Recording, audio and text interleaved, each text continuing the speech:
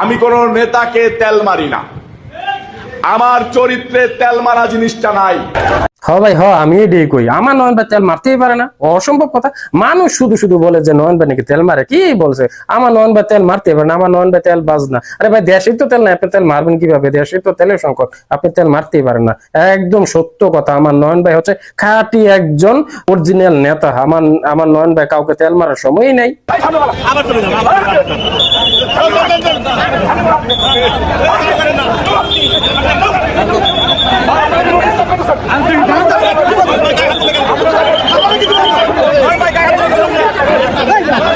High high নয়ন ভাই দিলেন তো ভাই আমার মোডটা অফ করে, এটা কি করলেন?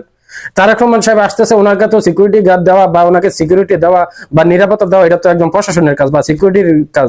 তো আপনি যে নিজেই একজন এত সুনাম ধন্য নেতা হয়ে যে আপনি নিজেই সিকিউরিটির দায়িত্ব পালন করতেছেন, এখন দিলেন তো ভাই আমার মোটা অফ করে। এটা কি তেলবাজ না? এটা কি তেল মারা হলো না? আপনি কেন ভাই সিকিউরিটি গার্ডের দায়িত্বগুলো আপনি নিজেকে করতেছেন? আপনি জনগণকে মাটিতে ফালাই দিতেছেন, এমন এক অবস্থা। আপনি মানুষকে গায়ে হাত দিতেছেন। দিলেন তো ভাই আমার মোটা অফ করে। এখন আমি আমার দর্শক যারা আছে আমি তাদেরকে কি বলবো? কত গর্ব করে বলছিলাম আমার নয়ন ভাই তেলবাজ না, আমার নয়ন ভাই একজন খাঁটি নেতা। দিলেন তো ভাই আমার মোট অফ করে। আচ্ছা নয়ন ভাই একটা কথা বলেন তো ভাই, এই যে এত চামচামি করেন, এত পা চাটেন, এত তেল মারেন, এত তেলবাজ, এত মানে আপনি একজন নেতা হয়ে একজন সিকিউরিটি গার্ডের দায়িত্ব পালন করেন, তো আপনি কি তারেক রহমান সাহেবের সাথে কখনো দেখা করছেন বা ওনার কাছাকাছি কি গেছেন? উনি কি, আপনি কি ওনার একটা বিশ্বস্ত লোক নাকি? মানে এমনি একটু জানতে চাই আর কি, বলেন তো।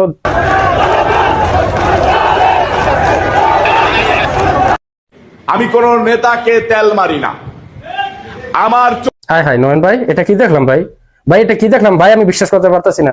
আপনি এত বড় একজন নেতা হয়ে আপনি তারেক রহমান সাহেবের পা পর্যন্ত চাটতে রাজি, পা চাটেন অলরেডি। তো আপনি ভাই তারেক রহমান সাহেবের কাছে যাবেন, আপনাকে সেনাবাহিনী ধাক্কায় পাঠিয়ে দিতেছে, মানে আপনাকেও বিশ্বাস করতেছে না ভাই। কার জন্য এত পা চাটলেন? কার জন্য এত কিছু করলেন? আপনি যার জন্য পা চাটেন সবাই আপনাকে তেলবাজ বলে, আপনাকে চামচা বলে, চেলা চামুন্ডা বলে, আর কত কিছু বলে। তো আপনি কার জন্য ভাই এত কিছু শুনতেছেন? যে যার জন্য এত চুরি করেন সেই আপনার চুর বলতেছে, মানে যার জন্য আপনি এত কথা শুনেন আপনি তার কাছে যাইতে পারতেছেন না, আপনার ধাক্কায় ফেলাই দিতেছে। এই বুঝি আপনার নেতার নীতি। ভাই শোনো, এই চামচামি বাদ দিয়া, বাচ্চাটা বাদ দিয়া ভাই, মানে অরিজিনাল ভালো একজন পিওর নেতা হওয়ার চেষ্টা করো। মনে রাখবা, চামচামি করে চামচা হওয়া যায়, বড় নেতা হওয়া যায় না।